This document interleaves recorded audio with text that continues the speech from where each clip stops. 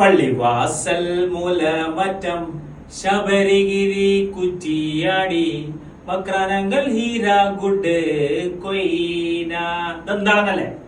ഇതാണ് ജലവൈദ്യുത നിലയങ്ങൾ, അതായത് ഹൈഡ്രോ ഇലക്ട്രിക് പവർ സ്റ്റേഷനുകൾ. ഇന്ന് നമ്മൾ ചർച്ച ചെയ്യുന്ന topic hydro electric power station ആണ്, ജലവൈദ്യുത നിലയാണ്. എങ്ങനെയാണ് ഈ ഹൈഡ്രോ ഇലക്ട്രിക് പവർ സ്റ്റേഷനിൽ വൈദ്യുതി നിർമ്മിക്കുന്നത്? വലിയ ഡാമുകൾ കെട്ടിണ്ടാക്കും, വെള്ളമുള്ളിടത്ത് വലിയ ഡാമുകൾ കെട്ടിണ്ടാക്കും. എന്നിട്ട് വെള്ളത്തിന് അതിനെന്ത് ചെയ്യും? ശേഖരിക്കും. ആ വെള്ളം പൈപ്പുകളിലൂടെയോ പെൻസ്റ്റോക്കുകളിലൂടെയോ തുറന്നു വിടും. അപ്പൊ അതിന്റെ ശക്തി കൊണ്ട് ടർബൈൻ ജലചക്രം എന്ത് ചെയ്യും? കറങ്ങും. ജലചക്രങ്ങൾ കറങ്ങുമ്പോൾ ജനറേറ്റർ പ്രവർത്തിച്ച് വൈദ്യുതി ഉൽപ്പാദിപ്പിക്കും.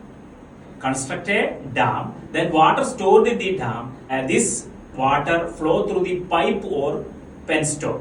As a result, turbine rotate, then working generator, then produce electricity. That is the working of hydroelectric power station.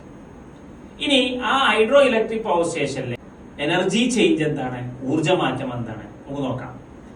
ഡാമുകളിൽ വെള്ളം നിൽക്കുമ്പോൾ പൊട്ടൻഷ്യൽ എനർജി, അതിനെ പൈപ്പുകളിലൂടെ തുറന്നു വിടുമ്പോൾ കൈനറ്റിക് എനർജി, ടർബൈൻ പ്രവർത്തിച്ച് ജനറേറ്റർ പ്രവർത്തിക്കുമ്പോൾ മെക്കാനിക്കൽ എനർജി ഇലക്ട്രിക്കൽ എനർജിയായി മാറും. അപ്പോൾ സ്ഥിതികോർജം, ഗതികോർജം, യാന്ത്രികോർജം, വൈദ്യുതോർജം, ഇതാണ് ജലവൈദ്യുത നിലയത്തിലെ ഊർജ്ജമാറ്റം. ഇനി ഈ വൈദ്യുത നിലയങ്ങൾ എവിടെയൊക്കെയാണ് എന്നുള്ളതാണ്.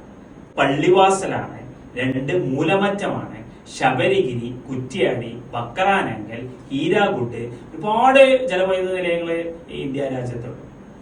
ചില വൈദ്യുത നിലയങ്ങളാണ് നമ്മളത് പാട്ട് രൂപത്തിൽ പാടിയത്. എങ്ങനെയാണ് പാടുക? പള്ളിവാസൽ മൂലമറ്റം ശബരിഗിരി കുറ്റിയാടി വക്രാനങ്കൽ ഹീരാഗുഡ് കൊയ്ന.